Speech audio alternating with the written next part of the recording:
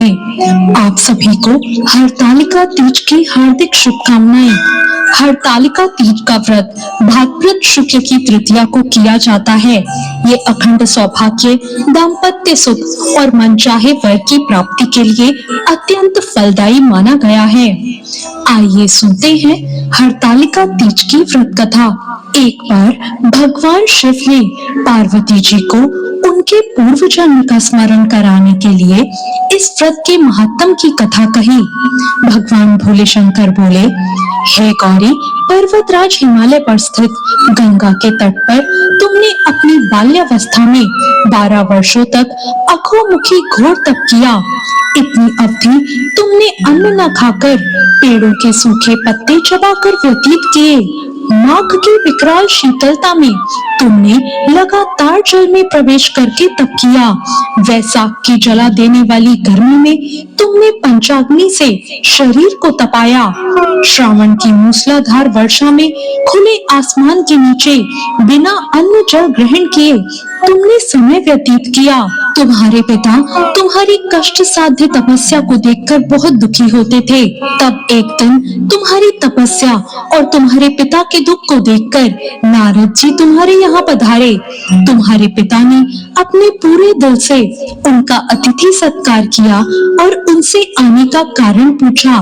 नारद जी ने कहा, गिरिराज, मैं भगवान विष्णु के भेजने पर यहाँ आया हूँ। आपकी कन्या ने बहुत कठोर तप किया है। इससे प्रसन्न होकर वो आपकी सुपुत्री से विवाह करना चाहते हैं। मैं इस संदर्भ में आपकी राय जानना चाहता हूँ।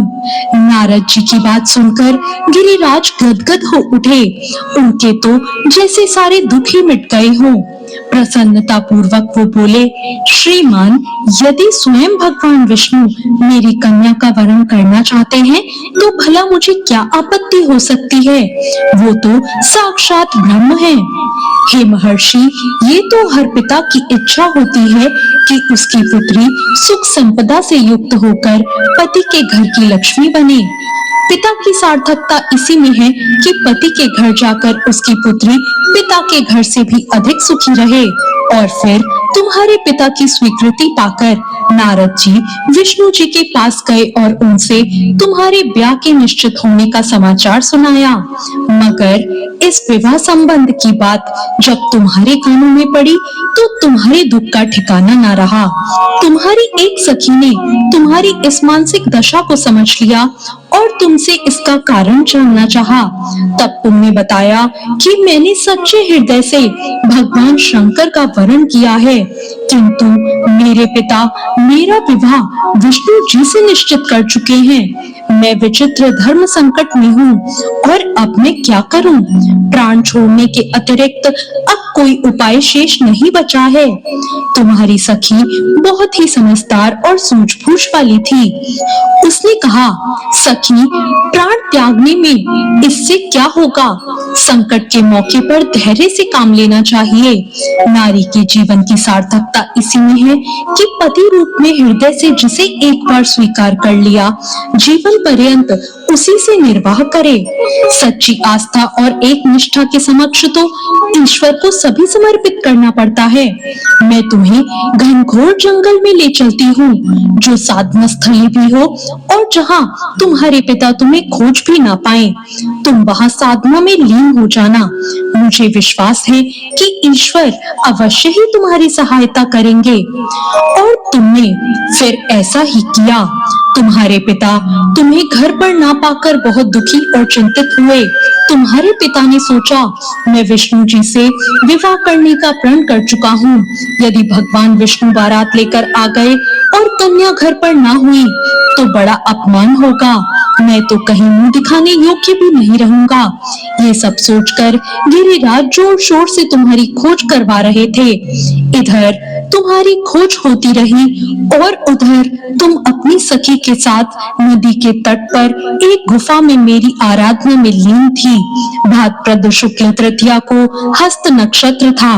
उस दिन तुमने रेत के शिवलिंग का निर्माण करके व्रत किया। रात भर मेरी स्तुति करके गीत गाकर जागी।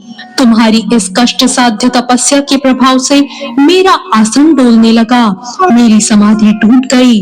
मैं तुरंत तुम्हारे समक्ष जा पहुंचा और तुम्हारी तपस्या से प्रसन्न होकर तुमसे वर मांगने को कहा।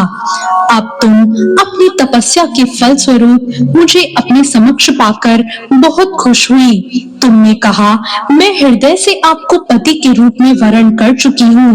यदि आप सचमुच मेरी तपस्या से प्रसन्न होकर यहाँ पधारे हैं, तो मुझे अपनी अर्धांगिनी के रूप में स्वीकार कर लीजिए।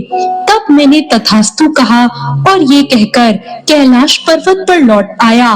प्रातः होते ही तुमने पूजा की समस्त सामग्री को नदी में प्रवाहित करके अपनी सहेली सहित व्रत का पारण किया। उसी समय अपने मित्र बंधु और दरबारियों सहित गिरिराज तुम्हें खोजते खोजते वहां आ पहुंचे और तुम्हारी इस कष्ट साध्य तपस्या का कारण और उद्देश्य पूछा। उस समय तुम्हारी दशा को देखकर गिरिराज बहुत दुखी हुए और तुम्हारी पीड़ा के कारण उनकी आंखों में आंसू उमड़ आए। तुमने उनके आंसू पोंछते हुए विनम्र स्वर में कहा, पिताजी, मैंने अपने जीवन का अधिकांश समय कठोर तपस्या में बिताया है।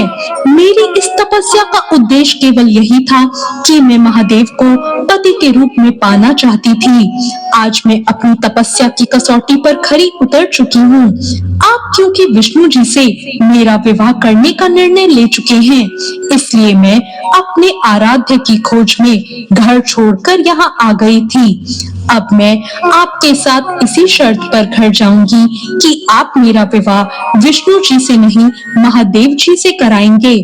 गिरिराज जी मान गए और तुम्हें घर ले गए और कुछ समय बाद पूरे विधि विधान पूर्वक उन्होंने हम दोनों को विवाह सूत्र में बांध दिया।